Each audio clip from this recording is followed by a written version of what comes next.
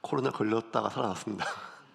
저는 지나간 줄 알았거든요. 하도 이렇게 뭐 여러분 아시다시피 제가 이제 공황이 좀 있으니까 마스크를 잘 못 써요. 이게 답답하고 이걸 못 견디니까 넥타이나 이런 것들을. 그래서 그렇게 마스크 안 쓰고 막 온 교인들 악수하고 이래서 그냥 이미 다 지나가는갑다 싶었는데, 예, 한 번은 걸려야 끝나는 문제 같습니다. 그러니까 여러분 인생의 어떤 문제는요 피하려고 하지 마세요. 예, 한 번은 지나가야 끝나는 문제들이 꽤 많습니다. 그래서 제가 이번에 코로나 걸리면서 잘 안 아플 줄 알고 병원도 안 가고 그냥 타이레놀만 먹고 집에서 끙끙 앓았는데 한 이틀은 진짜 3일 정도는 아주 살다 이렇게 좀 아팠어요.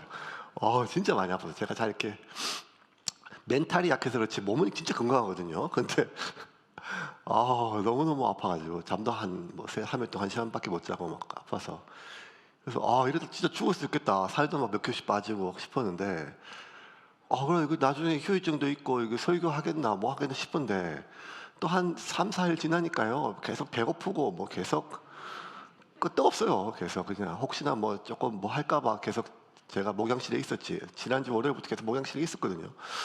그러면서 야, 절대 안 끝날 것 같은 일도 사실 시간이 지나면 끝나더라. 이게 되게 중요한 것 같아요. 이게. 그러니까 피할 수 없는 일은 반드시 겪어야 끝나고, 또 하나는 절대 안 끝날 것 같은 이 문제도 시간이 지나면 끝난다는 거예요. 그 하나님의 때가 있습니다. 그러니까 여러분 우리가 절망하지 말고 오늘 다시 또 말씀으로 우리 하나님 앞에 나아가서 우리가 오늘을 살아갈 이유를 찾고 또 오늘을 살아갈 그 목적을 찾을 때 하나님의 말씀을 통해서 저와 여러분을 세우실 줄을 믿으시기를 바랍니다. 이렇게 설교 끝나면 딱 좋겠어요. 에서가 야곱을 용서해 줬죠. 서로 화해했어요.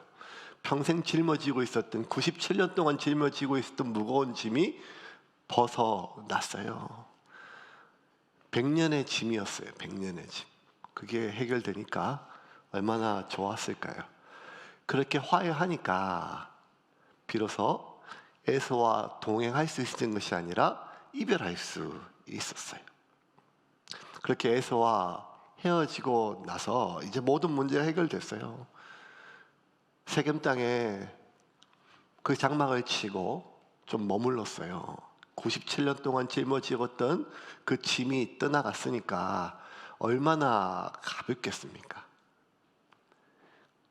모든 문제 이제 해결되고 하나님이 약속해 주신 대로 주신 소명대로 생육하고 번성하여 큰 민족을 이루고 그 민족을 통하여 하나님의 나라를 세워가면 돼요. 이제 그 소명대로 살아가면 돼요. 그런데 여러분, 이 인생의 위기는요 전혀 예상치 못한 상태에서 계속 찾아오는 것 같아요. 이게 다 끝난 줄 알았는데 이 야곱의 삶에 전혀 예상치도 못하고 생각지도 못했던 위기가 찾아오게 됩니다. 그게 뭔가 하면 하나밖에 없는 고명딸 디나가 이 몹쓸짓을 당하고 그로 인해서 자기 아들들이 이 세겜 성읍과 잔인하게 복수하고 그로 인해서 야곱의 온 가족이 가나안 온 전체에게 이 피해 복수전이 시작돼서 멸족될 위기에 처해지게 됐습니다. 그러니까 여러분, 참 뭐 이렇게 한 100년을 싸우면 이제 노년은 좀 편해졌을 거 아니에요. 100년을 싸웠어요. 100년을. 그 100년의 싸움의 대부분이 가족과의 싸움이었어요. 형하고 싸우고 뱃속에서부터 외삼촌하고 싸우고 장인하고 싸우고 처남들하고 싸우고, 그리고 형하고 또 마지막 모든 문제 해결됐는데 이제 100세가 살았으면 100년을 싸웠으면 이제 남은 삶은 좀 평화로워하는 게 맞는데 이 야곱에게 이제는 또 전혀 새로운 종류의 문제가 생긴 거예요.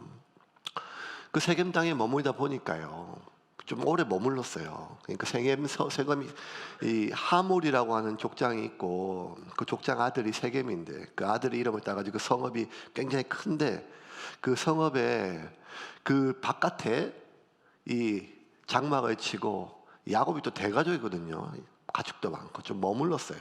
그러다 보니까 이 도시가 좀 궁금하잖아요. 딸내미가.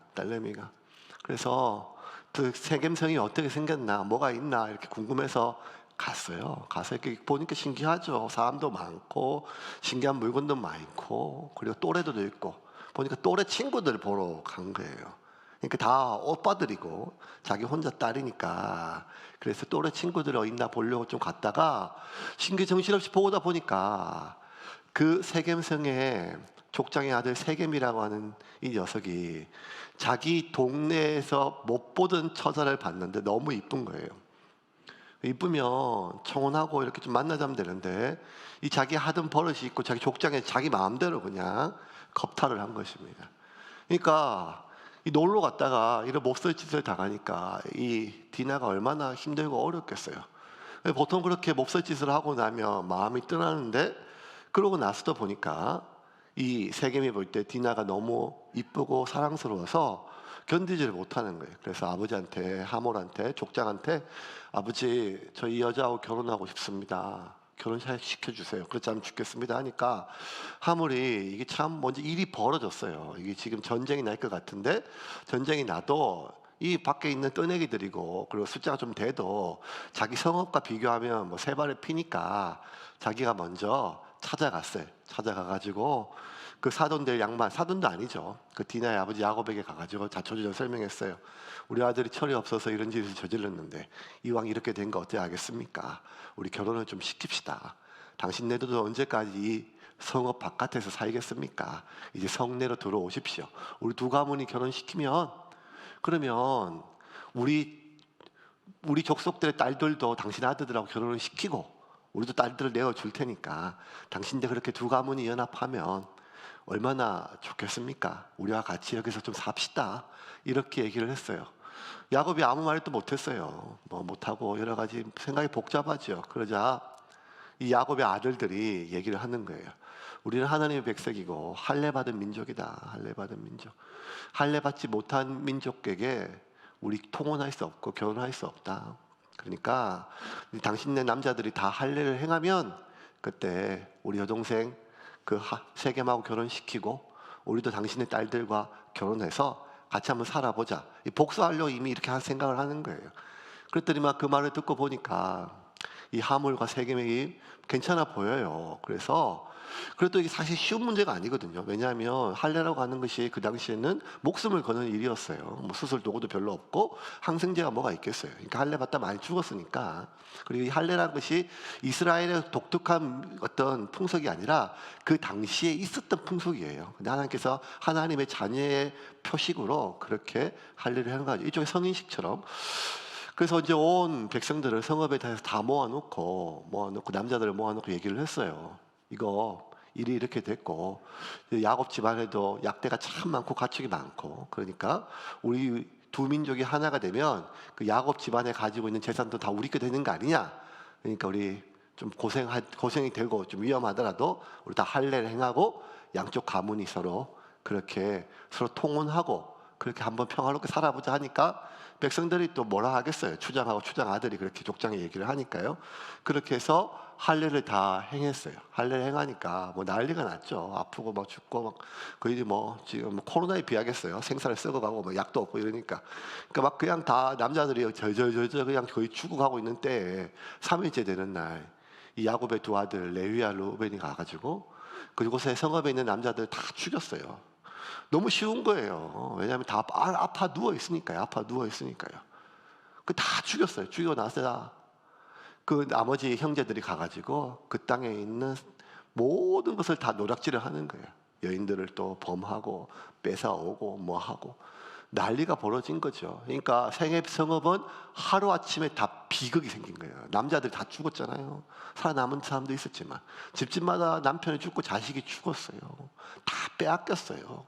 그러니까 얼마나 배신감을 느껴요. 이 소문이 다 퍼졌어요. 가나안 동네에 빨리 퍼지거든요. 야곱이라고 하는 이 족속들이 와가지고 우리 민족을 다 죽여버렸다. 그러니까 이 소식을 다 야곱이 다 듣고 보니까 어느 날 밤에 아들들 나갔다 들어오는데 온 몸에 피칠갑이고 양떼하고 소떼하고 끌고 왔는데 한눈에 봐도 이거 지금 큰일 날 문제예요. 이제 비극이 발생한 문제입니다. 이 자기 딸 하나밖에 없는 귀한 딸이 그렇게 몹쓸 짓을 당한 것 너무 슬픈 일이죠. 그런 일이 생기면 안 됐어요. 인생 살면서 그런 일을 겪으면 안 돼요. 근데 그런 일이 생겼어요. 얼마나 힘들고 가슴이 찢어지고 마음이 무너져요. 하나밖에 없는 귀한 딸인데요. 생각만 해도 무서운 일 아니겠어요? 그런데 그 일이 아무리 슬프고 무서운 일이라 할지라도, 가슴이 찢어지는 일이라도 개인적인 슬픔이에요. 개인적인 슬픔을 달랠 문제예요. 그런데 이 아들들이 저질렀던 문제는 슬픔을 달래고 끝내는 문제가 아니라, 이제 가나안 온 족속들이 자기들을, 나를, 내 자식들을 다, 야곱의 족속들을 죽이려고 이제 다 피해 복수전이 시작이 돼요. 이 말은 뭔가 하면 야곱 족속 중에 마지막 한 명까지 죽어야 끝나는 문제란 말이에요. 이게 형 에서는 자기가 죽고 나면 돼요. 나 때문에 불었으니까 나 죽고 나면 자식은 살려주겠지, 뭐 이런 마음이 있는데, 이거는 아니라는 거예요. 가나안 족속들이, 이제는 가나안에 있는 모든 족속들이 피해 복수에 서약을 하고 이를 부득부득 가는 거예요. 왜냐하면 너무 야곱의 아들들이 했던 짓이 비겁하고 야비했어요. 그러니 이거는 그냥 슬픈 문제가 아니라 구조적인 문제, 끝나는 문제, 다 멸종을 당하는 문제예요. 야곱이 그 소식을 듣고 피치갑을 하고 양떼들을 끌고 왔던 자식들을 보고 이제는 다 끝났어요. 야곱이 이렇게 얘기해요. 34장 30절 같이 읽겠습니다. 야곱이 시므온과 레위에게 이르되 너희가 내게 화를 끼쳐 나로 하여금 이 땅의 주민 곧 가나안 족속과 브리스 족속에게 악취를 내게 하였도다. 나는 수가 적은즉 그들이 모여 나를 치고 나를 죽이리니 그러면 나와 내 집이 멸망하리라. 아들들은 좀 그래도 좀 피가 끓지만 야곱은 인생을 많이 살았잖아요. 어떻게 세상 돌아가는지 안단 말이에요. 그러니 야곱이 두려움이 온몸으로 들어왔어요. 이거는 해결 방법이 없어요. 다 죽어야 끝나는 일이에요. 다 죽어야 끝나는. 피해 복수는 잔인한 도력이에요. 그냥 목숨을 앗아가는 것이 아니라 고통스럽게 죽이는 거예요. 그러니까 이거는 피할 수 있는 방법이 없어요. 온 가나안 땅을 다 상대로 전쟁할 수도 없고, 숫자도 비교도 안 되고, 도망갈 수도 없어요. 왜냐하면 죽을 때까지 쫓아오니까요. 가나안 땅에 남아 있는 그 동족들, 자기들이 죽였던, 아들들이 죽였던 그 동족들의 수많은 형제들과 그 민족들은 평생의 목표를 복수로 삼거든요. 그러니 야곱이 감당할 수 없는 두려움이 몰려왔어요. 그래서 뭐라 얘기하는가 하면 다 끝났다. 다 끝났다. 다 죽어야 끝난다. 누구도 살아남을 수 없다. 자, 여러분, 이런 말을 하는 야곱이 하나님에서 지금까지 하나님 은혜로 여기까지 온 거 알아요. 하나님 전능하시는 하나님, 자기 이름이 이제는 야곱이 아니라 이스라엘이에요. 하나님은 에서의 손에 자기를 구원하셨어요. 야곱이 하나님과 씨름해서 이겼어요. 그럼 또 하나님께 매달리면 되는데요, 너무 큰 절망은요, 우리를 두려움에 빠지게 해요. 두려움이 한번 확 오면요, 이 두려움은 감당이 안 되는 두려움이에요. 이 감당이 안 되는 이 두려움 속에 빠지게 되면 하나님의 생각이 안 나요. 그냥 이거는 죽어야 끝나는 문제, 죽어야 끝나는, 아니 죽기 전에는 살아있는 한 해결될 수 없는 문제예요. 그 두려움에 야곱이 온 모든 것이 다 무너졌어요. 두려움의 영이 그걸 가로잡았어. 이 문제 어떻게 해결해요? 해결이 안 돼요. 죽어야 끝난다니까요. 이런 상황 속에서 여러분, 수습을 어떻게 해야 돼요? 오늘 야곱 같은 일이 우리 가운데 있어서는 안 되겠지만, 만약에 이렇게 감당할 수 없는, 정말 죽어야 끝나는 이러한 위기의 상황이 됐을 때 우리는 어떻게 수습해야 될까요? 오늘 첫 번째, 하나님이 야곱에게 먼저 나타나셨어요. 그래서 베델로 올라가라고 말씀하세요. 1절입니다. 1절 같이 읽겠습니다. 하나님이 야곱에게 이르시되 일어나 베델로 올라가서 거기 거주하며 내가 내 형 에서의 낯을 피하여 도망하던 때에 내게 나타났던 하나님께 거기서 제단을 쌓으라 하신지라. 자, 하나님이 야곱에게 나타나셔가지고 군사를 일으켜라. 내 할아버지 아브라함도 집에서 거느리던 가병으로 메소포타미아에 있는 수많은 연합군을 싸워 이겼다. 괜찮다. 아니면 너 빨리 네 형 에서에게 연락해라. 400명의 정예 군사가 있다. 뭐 여러 가지 방법들이 있잖아요. 근데 하나님이 야곱에게 뭐라고 얘기하시는가 하면 베델로 올라가라는 말이에요. 이 말은 뭔가 하면 야곱의 온통 이거 어떻게 수습해야 되나, 어떻게 해결해야 되나, 어떻게 뒷감당을 해야 되나, 사고는 아들들이 다 쳐놨는데 이거 어떻게 해야 되냐, 어떻게 해야 되는데 어떻게라고 하는 이 모든 생각 속에 빠져있는 야곱에 어떻게 해야 되냐 하나, 아무리 생각해도 어떻게라는 생각 속에는 두려움밖에 없어요. 방법이 없어요. 근데 하나님이 야곱에게 베델로 올라가라고 하는 첫 번째 이유는 어떻게가 아니라 그의 질문의 방향을 바꾸셨어요. 왜라는 거예요. 왜? 너 왜 이런 일이 일어났는 줄 아냐? 어떻게 해결하는 게 야곱한테 에서한테 연락하라는 것도 아니고 내 할아버지 아브라함처럼 이렇게 하라는 전략도 아니고 어떻게 화친을 맺을 수 있고 화해할 수 있는지 형 에서와 화해했듯이 그들과도 화해할 수 있는 방법을 가르친 게 아니라 베델로 올라가래요. 이 말은 너 왜 이런 일이 일어났느냐?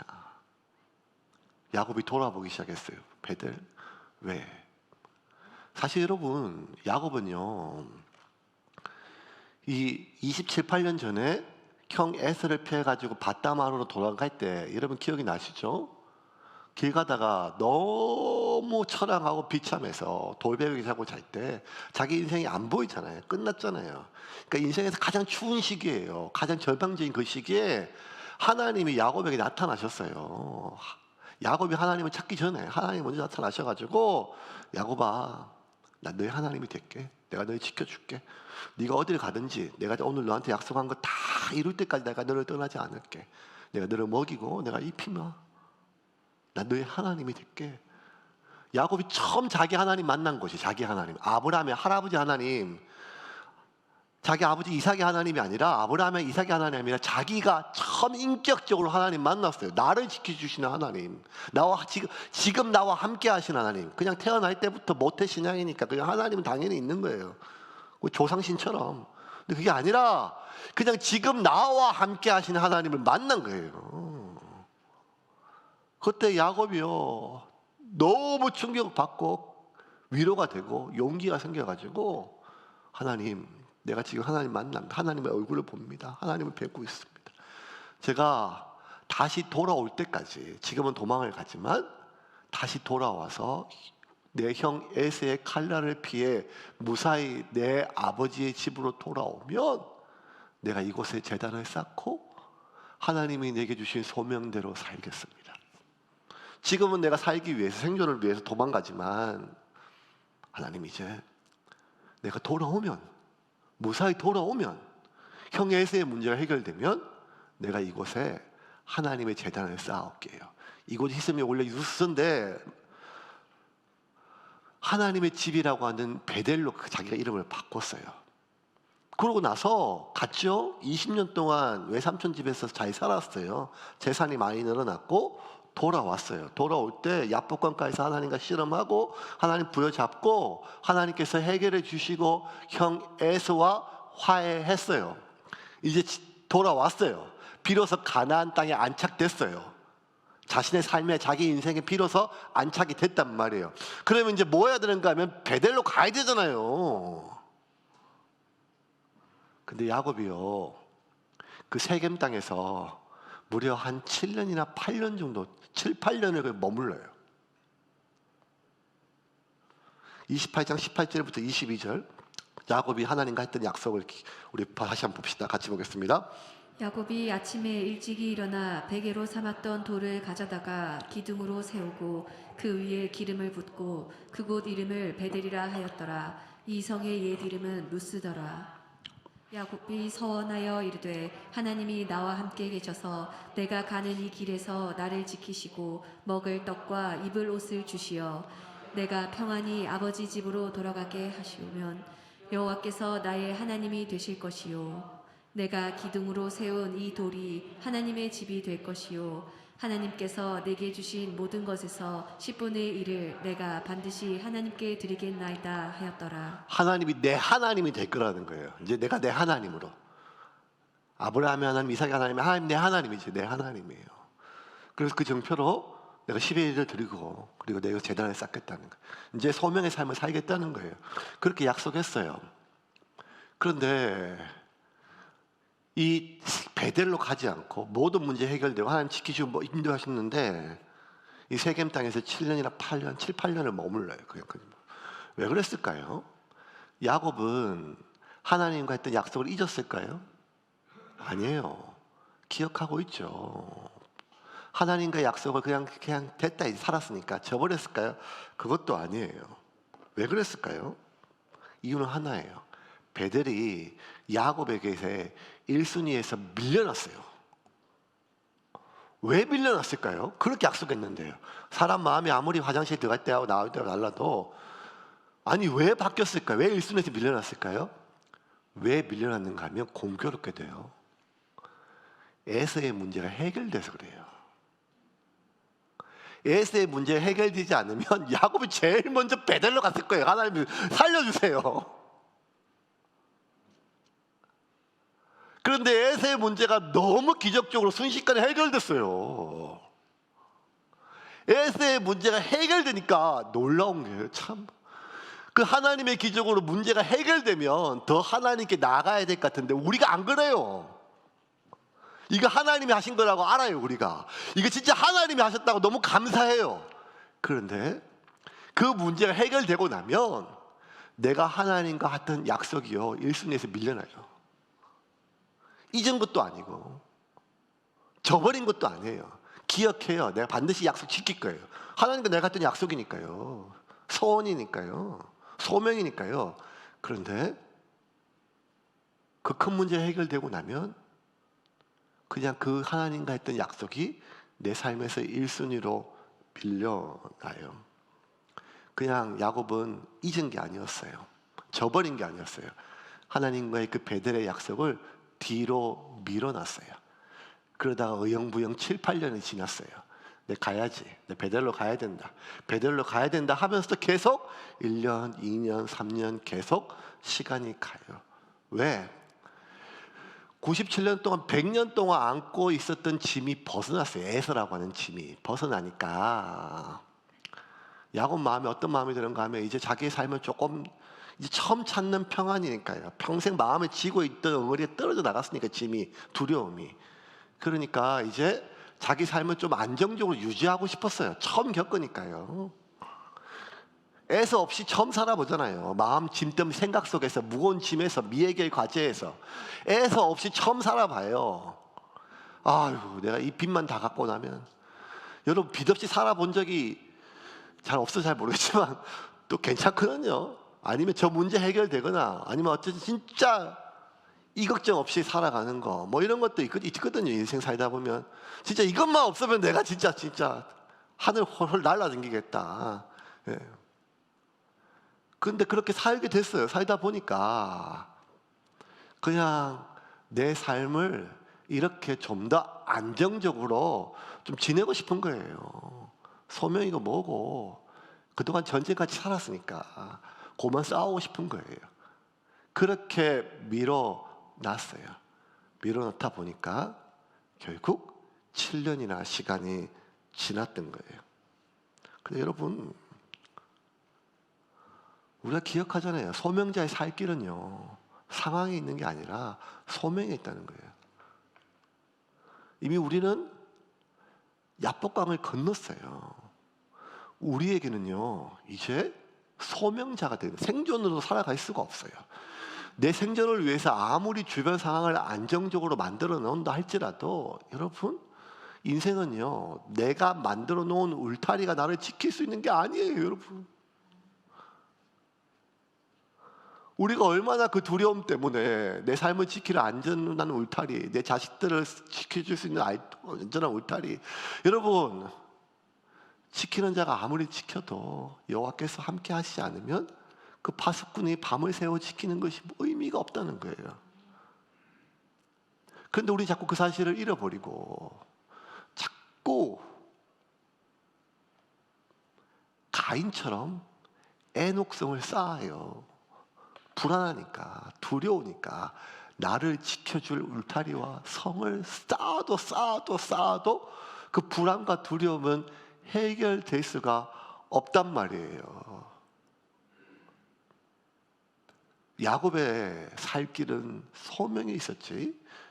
세겜 땅에 좀 더 안전한 땅에서 좀 더 안정적으로 삶을 유지하는 그의 재산과 자손들과 가축대에 달려 있는 것이 아니었단 말이에요.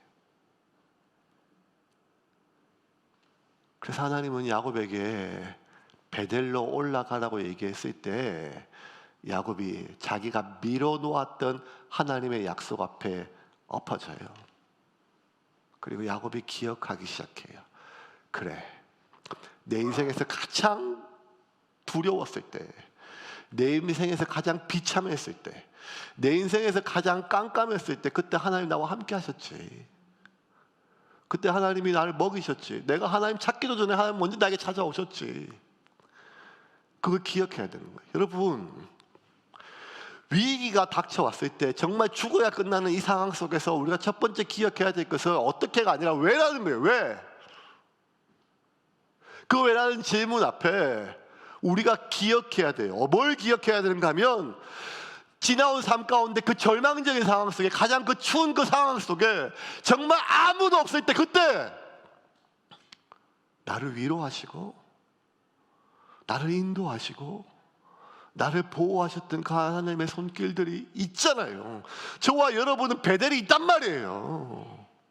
단지 그 베델을 지운 것도 아니고 버린 것도 아니고 그냥 1순위에서 밀려났을 뿐이에요. 왜냐하면 현재의 안락함을 내가 내려놓기에는 너무 게을러졌어요. 너무 게을러졌어요. 너무 나태해졌단 말이에요. 귀찮은 게 아니라 힘들어요. 예전에 내가 당연히 여겼던 많은 것들, 그 기도의 자리, 그 말씀의 자리, 그 소명의 자리, 그거 뭐 대단한 것도 아니고 너무 당연한 것들이었어요. 당연한 것들이었는데 이제는요, 그 당연한 것들이 힘들어졌어요. 아유, 이제 뭘 다시 또 그걸 시작하나? 아유, 뭘 옛날처럼 이런 마음이라는 거예요. 근데 여러분, 우리는 그렇게 생존자로 살 수 없는 사람들이 이미 됐어요. 우리는 생존자로 살 수가 없어요. 소명자가 생존자로 돌아가면 그가 아브라함이라 할지라도 그냥 이전의 자연인의 삶이 아니라 가장 비겁하고 비굴한 삶으로 돌아갈 수밖에 없는 게 우리의 운명이에요. 야곱이 하나님께서 베델로 가라고 하는 그 말을 듣는 순간 야곱이 기억했어요. 그래, 베델로 가자. 지금 이 절망적인 거 모든 것이 끝난 것처럼 죽어야 끝나는 것처럼 보이지만 야, 돌아보니까 지금보다 더한 시기가 있었다. 맞다. 그때도 절망이었고 그때도 죽어야 끝나는 줄 알았다. 내가 죽어야 내 형 에서한테 벗어나든지 에서가 죽든지 내가 죽든지 둘 중에 하나 죽어야 끝나는 줄 알았는데 살다 보니까 둘이 화해하고 해결되는 문제도 오고 베델로 가자. 나와 함께 하셨던 그 하나님, 그 베델로 가야 된다는 거예요. 결국 베델로 올라가야 해결이 되는 걸 알고 야곱이 자기 모든 가족들에게 베델로 가자고 얘기를 해요. 3절입니다. 같이 읽겠습니다. 우리가 일어나 베델로 올라가자. 내 환난 날에 내게 응답하시며 내가 가는 길에서 나와 함께 하신 하나님께 내가 거기서 제단을 쌓으려 하노라 하매. 근데 여러분, 그의 인생 바다마른 처음으로 도망갔을 때 베델인지 모르고 갔어요. 그냥 지나가다 하나님께 만나주셨어요. 근데 이제 베델로 자기가 찾아가는 거예요. 처음은 찾아가는 거예요. 근데 그냥 갈 수 없어요. 야곱이 볼 때 이제 베델로 가기 위해서는, 여러분, 베델로 가기 위해서는요, 다시 베델로 돌아가기 위해서는요, 반드시 준비가 필요해요. 그게 뭔가 하면 거룩이에요. 이제 거룩이에요. 27년 전 베델에서 하나님이 야곱 만날 때 너 회개했냐? 너 머리 굴리던 거, 나한테 전적으로 의존하지 않았던 것, 거짓말한 거, 그거 다 씻어라. 회개해라. 정결해라. 나한테 11조 바쳐라. 예배해라. 이렇게 하지 않고 만나주셨어요. 그런데 다시 베델로 올라갈 때는 우리가 준비가 필요해요. 야곱이 온 가족들에게 베델로 올라가자고 얘기하면서 올라갈 준비를 명령해요. 거룩을 위해서 준비해요. 2절입니다. 같이 보겠습니다. 야곱이 이에 자기 집안 사람과 자기와 함께한 모든 자에게 이르되 너희 중에 있는 이방 신상들을 버리고 자기를 정결하게 하고 너희들의 의복을 바꾸어 입으라. 이방 신상 다 버리라. 의복을 바꾸어 입고 몸을 정결하게 씻으라는 거예요. 자, 여러분, 이방 신상을 버리라고 하는 이 말은 보면 자기 아내들 있거든요. 그 자식들이요. 이방 신상들을 가지고 있어요. 제작기를 라헬조차도 자기 친척집에 도망갈 때 아버지 거 우상 훔쳐왔잖아요. 그게 왜 훔쳐왔는가 하면 돈이 돼서가 아니라 수호신이라고 그래요. 수호신. 이거 지켜주는 거예요. 우리 지켜주는 거예요. 우리 집안에 대들보예요. 얘만 믿고 있어요. 그런 거 있잖아요. 집집마다 사람마다. 꼭 뭐 우상 숭배가 아니더라도 우리가 믿고 의지하는 무언가가 있어요. 내가 이거 없으면 안 되는 게 있어요. 이거 안 되는 게 있어요. 그렇게 있죠. 하다못해 이게 바라보면 힘이 되는 게 있어요. 힘이 되는 게.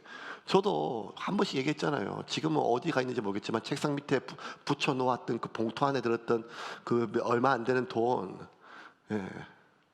그렇게 만질 때마다 그게 힘이 되거든요. 낚시 갈 수 있겠다. 마음을 좀 기대 놓는 게 있어요. 그게 뭐 땅도 괜찮고 집도 괜찮고 자식도 괜찮고 은행에 잔고일 수도 있고 아니 뭐든지 뭐 아니면 누구 사람일 수도 있어요. 다 가져왔어요. 다 가지고 왔어요. 자식들도 야곱의 자식들도 그 세겜성을 다 노략질하면서 그 무치들 이런 것들 다 모든 우상 숭배고 다 형상이거든요. 다 부적 같은 것들이에요. 영험하고 효염이 있어요. 비싼 것들이에요. 그거 다 있어요. 근데 야곱이 그거 다 버리라고 해요. 다 가져오라고 해요. 근데 여러분 이거 하나님이 야곱에게 명령한 게 아니에요. 야곱이 자발적으로 자기 아들들한테 얘기한 거예요. 아내들에게 얘기한 거예요. 이 말은 뭔가 하면 야곱이 이미 알고 있던 문제란 말이에요. 이게 하나님의 백성으로 살기 위하여 하나님의 소명자로 살기 위하여 그렇게 떠났던 길에 자신의 삶에 우상들이 있었어요. 반드시 해결해야 될 문제가 있어요. 죄의 문제. 근데 그거 자꾸 밀어놨어요. 왜냐하면 그게 내 아내들에게 어떤 의미인지 아니까요. 그게 내 자식들에게 어떤 의미인지 아니까요. 그거 버리라고 하면 난리 나니까요. 그거 못하게 하면 난리 나니까요. 그러니까 밀어놓은 거죠. 밀어놓은 거예요. 밀어놓은 거. 우리가 살다 보면요 이런 문제 있어요. 내가 이거 죄인 줄 알아요. 내 삶에 지금 계속 반복되는 문제예요. 이거 해결해야 돼요. 이게 해결 안 할 거 아니에요. 내 해결 안 할 게 회개할 뿐만 아니라 끊어야 될 거예요. 아니 내가 끊을 거예요. 근데 지금은 아니라는 거예요. 왜냐하면 지금 그게 없어지면 지금 끊으면 대가 지불이 너무 큰 거예요. 위험이 너무 큰 거예요. 그러니까 그냥 남겨뒀어요. 내가 알고 있지만 미해결 과제예요. 근데 여러분 인생 살다 보면 이제 어느 순간 더 이상 그 문제 해결할 것에 대해서 끊을 것에 대해서 회개할 것에 대해서 더 이상 미룰 수 없는 순간이 반드시 와요. 여러분 자신과 하나님만 알고 있는 그 문제 이제는 끊어야 돼요. 이제는 끊어야 돼요. 왜 끊어야 되는가 하면 그래야 베델로 올라갈 수 있어요. 베델로 올라가서 하나님 만날 수 있단 말이에요. 하나님 우리를 도우시려고 해요. 하나님이 도우셔야 이 문제가 해결돼요. 하나님이 도우셔야 이 상황이 문제가 해결돼요. 그래서 하나님의 도움을 바라요. 하나님께 간절히 기도해요. 그런데 여러분 하나님이 나를 도울 수 있도록 하나님을 도와야 돼요. 뭔 말인가 하면 그 문제를 남겨두고는 이제 하나님이 나를 도울 수가 없어요. 하나님이 다윗에게조차도 그래요. 여호와의 손이 짧아서 너를 구원할 수 없는 게 없다. 아니다. 너와 내 사이에 내 손에 피가 많아. 너와 내 사이에 죄가 가로막혀 내가 너를 도울 수가 없다는 거예요. 우리의 기도가 부족하거나 간절함이 부족한 게 아니라 이제는 이 문제를 더 이상 미룰 수가 없단 말이에요. 이 위기 앞에서. 그래서 야곱이 이제는 해결하자. 다 가져와라. 그러면서 나무 아래에 그것을 다 묻어요. 그걸 버리고 떠나요. 4절입니다. 같이 읽겠습니다. 그들이 자기 손에 있는 모든 이방 신상들과 자기 귀에 있는 귀고리들을 야곱에게 주는지라. 야곱이 그것들을 세겜 근처 상수리 나무 아래에 묻고 개가 토한 것을 다시 삼키듯이 회개한 것을 또 저지르는 그 반복이 얼마나 있어요. 그게 게으름이든 어떤 죄든 내가 아무도 모르게 즐기든 어떤 즐거움이든 의자든 무엇든지 간에 반복되는 게 있어요. 지금 내 삶에 내가 회개를 안 한 게 아니라 안 끊었다는 거야. 안 끊었던 거. 버리고 묻고 떠나야 돼요. 떠나야 돼요. 그냥 이거 하나님 앞에 범죄했어 잘못했어 이게 아니라 그거 묻어버리고 거기서 떠나야 돼요. 그게 단절이 돼야지 끝나는 거죠. 묻고 그들이 떠났어요. 그래서 어떤 일이 발생했는가 하면 기적이 일어났어요.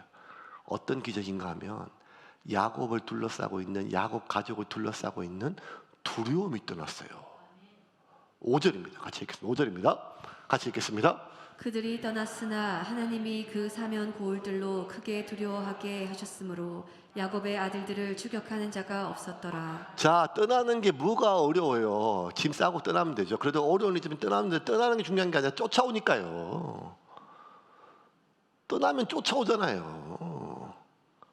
얼마나 겁이 나요. 도망갈 때 더 겁이 나거든요. 그런데 그들이 그 모든 것을 묻고 떠나자 어떤 일이 발생했는가 하면 가나안 온 땅에 하나님이 두려움을 주셨다는 거예요. 이게 뭔 말인가 하면 야곱 가문을 둘러싸고 있는 이 죽음에 대한 절망에 대한 두려움이 떠나고 그 두려움이 어디로 갔는가 하면 오히려 가나안 사람 나를 두렵게 만드는 그 대상에게 간 거예요. 나를 두렵게 만드는 대상에게. 왜냐하면 두려움은 영이거든요. 두려움은 영이에요. 두려움은 영. 나를 두렵게 만드는 그 문제가 해결돼야 두려움이 해결되는 게 아니라 두려움은 죄악이 끊어져야 두려움이 해결돼요. 왜냐하면 여러분 지금 야곱을 두렵게 하는 문제는 그대로 있어요. 34절 30절 아까 읽었던 말씀이 한번 볼까요? 그 문제 그대로 있어요. 같이 읽겠습니다. 야곱이 시므온과 레위에게 이르되 너희가 내게 화를 끼쳐 나로 하여금 이 땅의 주민 곧 가나안 족속과 브리스 족속에게 악취를 내게 하였도다. 나는 수가 적은즉 그들이 모여 나를 치고 나를 죽이리니 그러면 나와 내 집이 멸망하리라. 자, 자기와 내 집이 멸망하는 이 두려움의 이유, 그들은 수가 많고 우리는 적고. 근데 지금 가나안의 수가 줄은 게 아니에요. 그대로예요. 자신들에 대한 어떤 분노심이 사라진 게 아니에요. 그대로 있어요. 여전히 그들은 복수하고 싶고 그들은 많은 군사가 있고 우리보다 강해요. 그런데 상황은 달라진 게 하나도 없는데 내 안에 있는 두려움이 그들에게 다 옮겨져서 내가 그들을 두려워했는데 내가 그 상황을 그 사람들을 두려워했는데 반대로 그들이 나를 두려워하는 거예요. 이게 하나님이 하시는 일이에요. 언제? 문제를 해결했을 때가 아니라 죄악을 해결했을 때예요. 왜? 두려움은 문제에 있는 것이 아니라 죄악에 있기 때문에.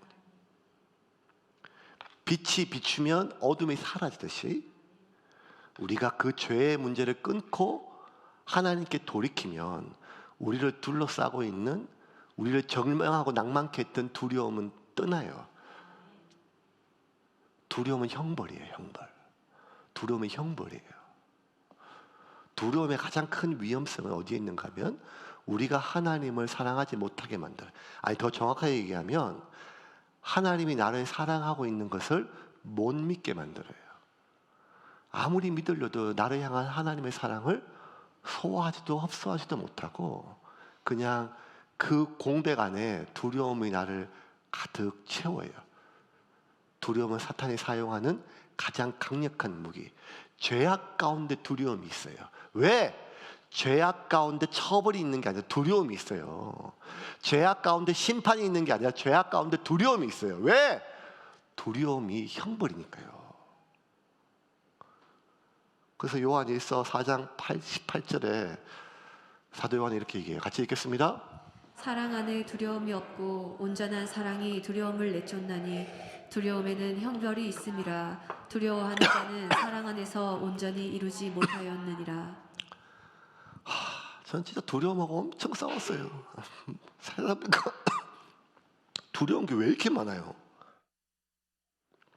담임 목사님도 무섭고, 교회 집사님들도 무섭고, 집에 가면 마누라도 무섭고, 딸내미도 무섭고, 하여간 뭐 사방에 그냥, 그러니까 두려움의 표현은 다르겠죠. 뭐 성질도 있고 짜증도 있고 뭐도 있지만 그냥 주변 사람들 다 평안해, 내가 평안하고 주변 사람 뭐가 마음이 불편하면 계속 불편한 것처럼. 근데 여러분, 두려움은 영이에요. 두려움은 사단이 사용하는 가장 강력한 영이에요. 그 두려움을 통해서 사단이 우리에게 역사해요. 사단이 하나님의 사람에게 할 수 있는 일이 하나도 없어요.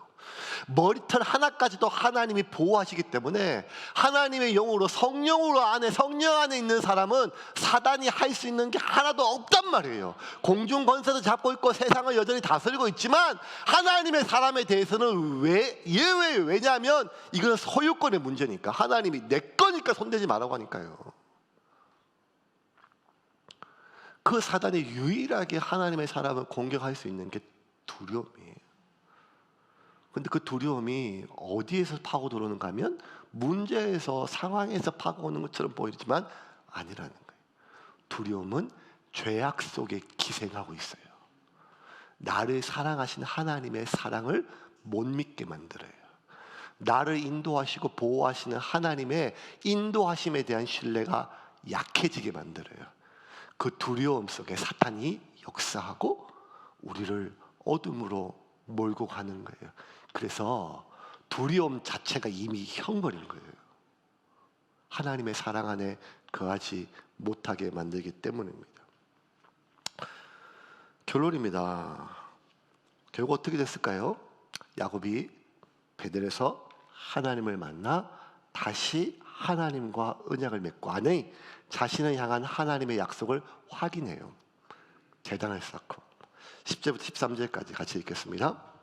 하나님이 그에게 이르시되 내 이름이 야곱이지만은 내 이름을 다시는 야곱이라 부르지 않겠고 이스라엘이 내 이름이 되리라 하시고 그가 그의 이름을 이스라엘이라 부르시고 하나님이 그에게 이르시되 나는 전능한 하나님이라 생육하며 번성하라 한 백성과 백성들의 총회가 내게서 나오고 왕들이 내 허리에서 나오리라. 하나님이 그에게 이르시되 내 이름을 다시는 야곱이라 부르지 않겠고 이스라엘이 내 이름이 되리라 하시고 그가 그의 이름을 이스라엘이라 부르시고 하나님이 그에게 이르시되 나는 전능한 하나님이라 생육하며 번성하라. 한 백성과 백성들의 총회가 내게서 나오고 왕들이 내 허리에서 나오리라. 하나님이 야곱에게 이렇게 얘기해요. 내 이름은 야곱이라 아니 이스라엘이라. 내가 이제 다시는 너를 야곱이라 부르지 않겠다는 거예요. 여러분, 야곱 이름 바뀐 지가 7년 지났어요. 야복강이잖아요. 야복강이에요. 그런데 하나님이 이제 내가 너를 야곱이라 부르지 않고 이스라엘이라 부르겠다는 거예요. 말씀을 좀 정리하겠습니다. 여러분, 야곱의 이름 우리가 알잖아요. 뒤꿈치예요. 뒤꿈치. 태어날 때부터 야곱은 경쟁 말고 사랑받는 게 없어요. 누구를 하나 잡고 부여잡고 이겨야 사는 사람이에요.